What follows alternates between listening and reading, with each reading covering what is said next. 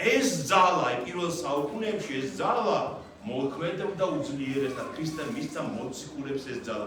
შემდეგ ამ ძალამ ნელ-ნელა იკლო და დღესაც ხდება სასწაულება იმ ძალით არა, რადგან წმენის სარწმუნოების მიზანი სასწაული კი არ არის.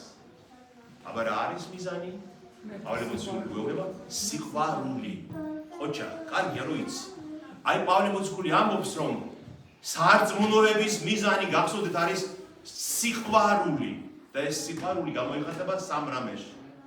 აი ხშირად ამბობენ ხოლმე რომ აი მადლი მოიპოვე, ის იოცე, შეასრულე მეტანიები, მრავალი ღვაწლი და ზოგს ადამიანს გონია ვინც ცდება რომ ამითი რაღაც ძალამს მოიპოვებს.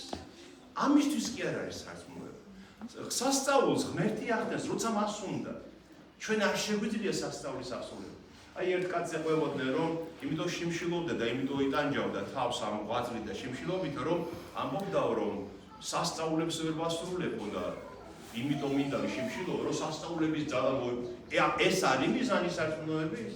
პავლე მოციქული გვეუბნება, პავლე რომელიც თავად მრავალ სასწაულს აღასრულებდა, მის ნათლ ხელსახოცებს ვადებდნენო სნეულებს და იყურნებოდაო პავლე ამბობს, გახსოვდეთ, რწმენის მიზანი არის სიყვარული, რომ სულ სიყვარულით იყოს გაბრძნობილი ადამიანი. და ეს სიყვარული გამოიხატება სამ რამეში, ამასაც პავლე გვეუბნება. პირველი, წმინდა გული, შენ გულში არ იყოს არც ერთი ცუდი ზრახვა.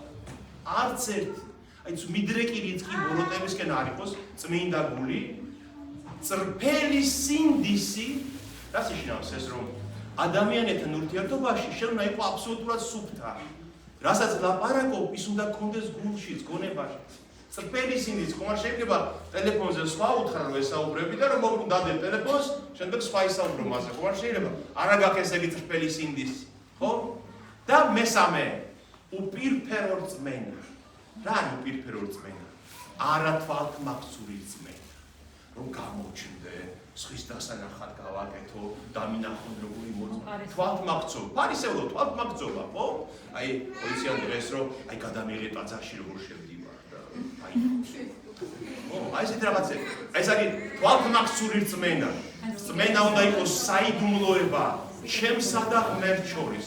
ჩემი რწმენა, თქვენი რწმენა არის საიდუმლო, თქვენი და თქვენი ღმერთის.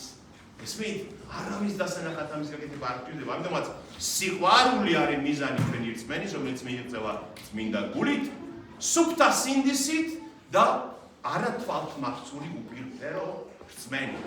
აი, ამისთვის გვაქვს ჩვენ წირვებიც, ღვთისმსახურებაც, ამისთვის გვაქვს აღწერებაც, წმინდა წერილის სწავლაც ამისთვის არის, რომ აი ამ სიყვარულით გამგრძნობილ მდგომარეობას მივახციოთ, რადგან ღმერთი თავად სიყვარულია. შეგვიძლია ღმერთმა ეს მიზანი რომ მივიდეთ აქამდე და მივახციოთ. ამინ. ჩვენთან არის მე ქრისტე ახსოვს. ერთი ცოტა სამწუხარო ამბავი უნდა გითხრათ, მაგრამ